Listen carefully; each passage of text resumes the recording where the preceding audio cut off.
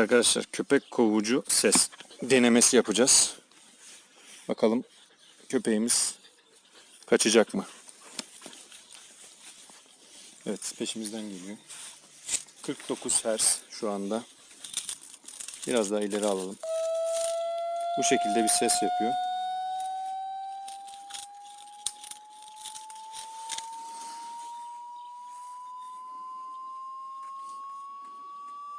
Gördüğünüz gibi hiçbir etkisi yok.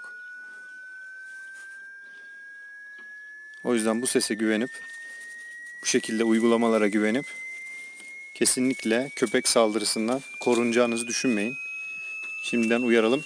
Dikkatli olun. Evet.